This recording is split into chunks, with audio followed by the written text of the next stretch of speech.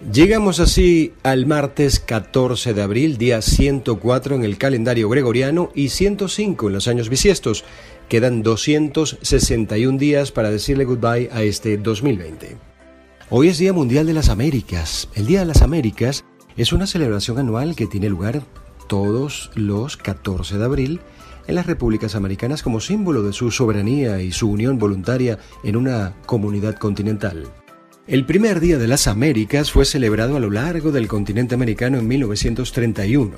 Se eligió el 14 de abril por ser la fecha de 1890 en que, mediante resolución de la Primera Conferencia Internacional Americana, celebrada en el Distrito de Columbia entre octubre de 1889 y abril de 1890, se crearon la Unión de las Repúblicas Americanas y su Secretaría Permanente, la Oficina Comercial de las Repúblicas Americanas. Estas dieron paso a la Unión Panamericana y finalmente a la actual Organización de Estados Americanos, OEA, en 1948. También hoy, 14 de abril, se celebra el Día Mundial de la Enfermedad de Chagas. El Chagas es una enfermedad tropical desatendida. Afecta actualmente entre 6 y 7 millones de personas, principalmente en América Latina. Fue establecido el 24 de mayo de 2019 en Ginebra, en la Asamblea Mundial de la Salud. Uno de los objetivos de esta celebración es dar visibilidad a las personas que tienen la enfermedad de Chagas y sensibilizar a la sociedad sobre esta enfermedad y los recursos necesarios para prevenirla, controlarla y eliminar. La enfermedad de Chagas, denominada también tripanosomiasis americana, ha sido calificada de enfermedad silenciosa y silenciada. No solo por su lenta evolución clínica frecuentemente asintomática, sino también porque afecta principalmente a poblaciones pobres sin peso político ni acceso a atención de salud.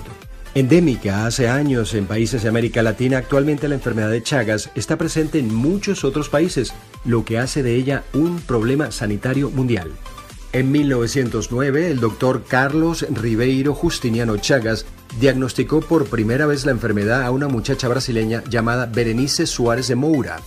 Sensibilizar sobre esta enfermedad tropical desatendida, que con frecuencia se diagnostica en sus últimas etapas, y dar a conocer su perfil es fundamental para mejorar las tasas de tratamiento temprano y curación, además de interrumpir su transmisión.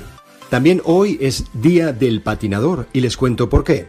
Santa Lidvina nació un 14 de abril de 1433. Fue una devota católica neerlandesa, patrona de los enfermos incurables. También es recordada por ser uno de los primeros casos documentados de esclerosis múltiple y es venerada como santa de la Iglesia Católica. A los 15 años, Lidvina estaba patinando en hielo cuando cayó y se rompió una costilla. Nunca se recuperó y se volvió progresivamente inválida para el resto de su vida. Su biografía dice que tuvo parálisis en todo el cuerpo, excepto la mano izquierda, y que tenía hemorragias en la boca, orejas y nariz. Actualmente los expertos sugieren que Santa Lidvina fue uno de los primeros casos conocidos de esclerosis múltiple. Después de su caída, Lidvina comenzó una práctica de ayunar y adquirió fama de mujer santa y curadora de enfermedades. Durante los siguientes 34 años, las condiciones de Lidvina se deterioraron lentamente, aunque ocurrían esporádicos momentos de remisión hasta su muerte a los 53 años en 1433. Esto es Vida Inteligente. Recuerden seguirnos en nuestras redes sociales, @Caraota Radio en Instagram, Twitter y Facebook, @Adrián Barros es mi Instagram. Somos www.caraotaradio.net.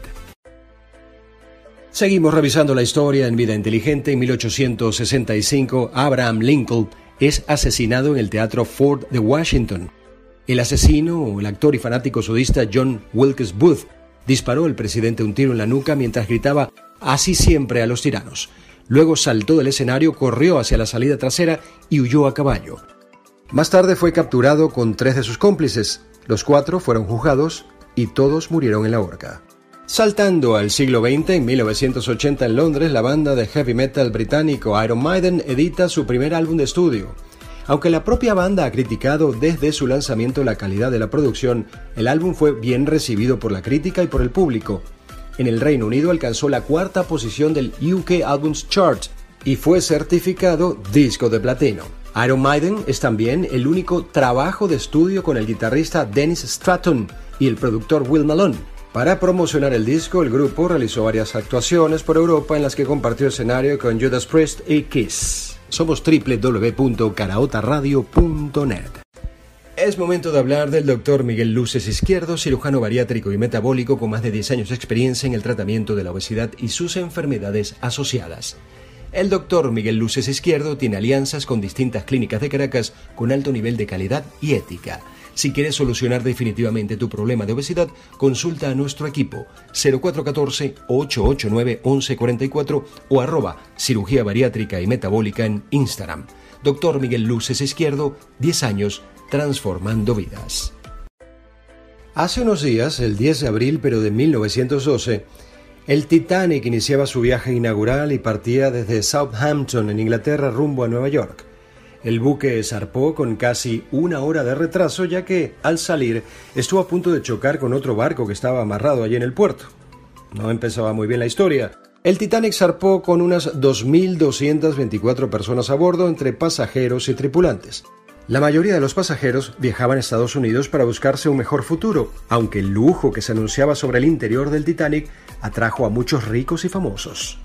Todos los camarotes de primera clase eran espaciosos, confortables y refinados, con paredes estampadas con ricos tapices y profusión de molduras, una tendencia decorativa inspirada en la ornamentación del Palacio de Versalles, que era una constante en la mayoría de las estancias del buque.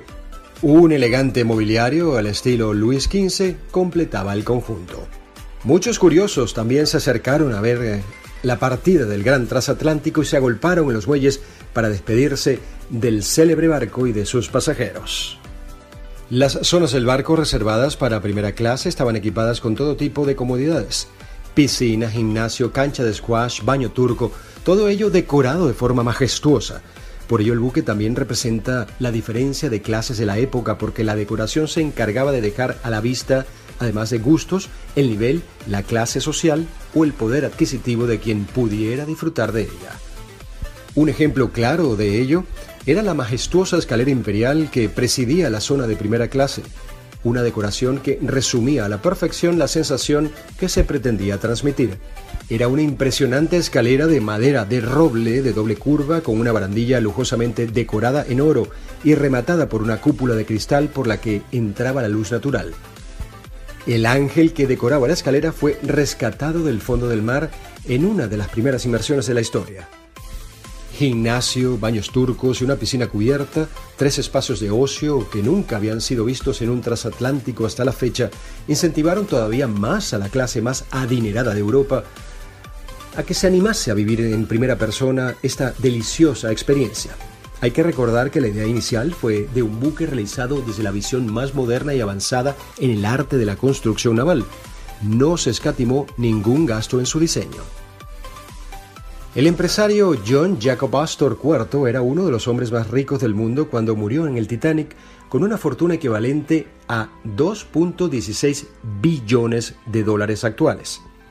Junto con su esposa Madeleine, el matrimonio partió de luna de miel en el Olympic desde Nueva York e hicieron un viaje por Egipto. Al regresar, decidieron abordar el Titanic en Cherburgo, como pasajeros de primera clase junto a su perra Kitty, una doncella y una enfermera, esta última ya que Madeleine estaba embarazada de 5 meses. Pero en la noche del 14 de abril de 1912, Astor le informó a su esposa que el barco había chocado con un iceberg. Ambos subieron a la cubierta. Astor ayudó a su esposa a abordar el bote salvavidas y preguntó si podía acompañarla por su delicada condición, petición que le fue denegada porque primero había que embarcar a mujeres y niños. Madeleine y sus acompañantes fueron rescatadas por el buque Carpathia, pero su esposo murió en el hundimiento y el cuerpo de Astor fue recuperado el 25 de abril. 4 días después de haber zarpado, es decir, un 14 de abril, la tripulación comenzó a recibir mensajes de otros barcos advirtiendo sobre icebergs en el camino. Sin embargo, algunas de estas recomendaciones no fueron tomadas en serio y el capitán Edward Smith se fue a su habitación a las 9:20 de la noche. Los vigías intentaban ser un poco más diligentes con la observación, pero el barco seguía a toda velocidad. A las 11:40 del 14 de abril de 1912, el Titanic chocó contra un iceberg. La noche era clara, pero la luna no brillaba y los vigías no tenían binoculares, por lo que solo pudieron ver el iceberg cuando ya estaba delante de ellos. Cuando se dio la alarma, se ordenó virar violentamente a estribor, es decir, hacia la izquierda, y poner los motores en reversa, pero ya era demasiado tarde. El Titanic, el buque indestructible, impactó contra el iceberg por su lado derecho. Los pasajeros no se dieron cuenta de la situación porque el golpe apenas se sintió y minutos después de la medianoche los botes salvavidas ya estaban siendo desplegados. 2 horas y 45 minutos más tarde, la nave se había hundido por completo. Eso es Vida Inteligente por Caraota Radio Virtualmente Real. Ya en la recta final del programa me detengo en una nota de la BBC muy interesante y esperanzadora. El misterioso motivo por el que los casos de COVID-19 dejaron de crecer de forma abrupta en Sudáfrica. Durante las últimas 2 semanas, Sudáfrica ha experimentado una situación excepcional que los médicos todavía no logran explicar. Una caída dramática e inesperada en la tasa diaria de contagios por coronavirus. Las camas en los hospitales están listas, se han preparado salas enteras, las operaciones no urgentes han sido reprogramadas y las ambulancias equipadas. Mientras, los equipos médicos han estado ensayando sin parar los protocolos durante semanas y las autoridades de salud se han pasado largas horas en reuniones en línea elaborando y ajustando sus planes de emergencia. Pero hasta ahora, y contra la mayoría de las predicciones, los hospitales de Sudáfrica permanecen calmados. El tsunami de infecciones que muchos expertos auguraron no se ha materializado afortunadamente. Es un poco extraño, misterioso, nadie está seguro de qué está pasando. Esto lo dice el doctor Evan Schull, especialista de enfermedades infecciosas en Johannesburgo. Tom Boyles, otro médico especialista en enfermedades infecciosas en el hospital Helen Joseph, uno de los centros de salud públicos más grandes de Johannesburgo, también aseguran que están perplejos. Los expertos en salud advierten, sin embargo, que es demasiado pronto para ver esto como un avance significativo y les preocupa que incluso pueda desencadenar una peligrosa sensación de complacencia. El presidente Cyril Ramaphosa ha sugerido que las 2 semanas de confinamiento son las responsables y ha extendido las restricciones a nivel nacional o en el ámbito nacional que estaban programadas para finalizar dentro de una semana hasta fin de mes. Así que mientras el mundo lucha contra la pandemia devastadora, los médicos de Sudáfrica pues trabajan para explicar lo que está sucediendo en su país.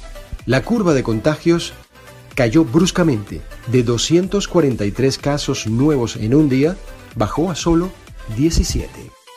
Esto es Vida Inteligente por Caraota Radio Virtualmente Real. Recuerden seguirnos en nuestras redes sociales, @Caraota Radio en Instagram, Twitter y Facebook, @Adrián Barros es mi Instagram, somos www.caraotaradio.net y si quieres volver a escuchar el programa, búscanos en nuestro canal en YouTube, Caraota Radio.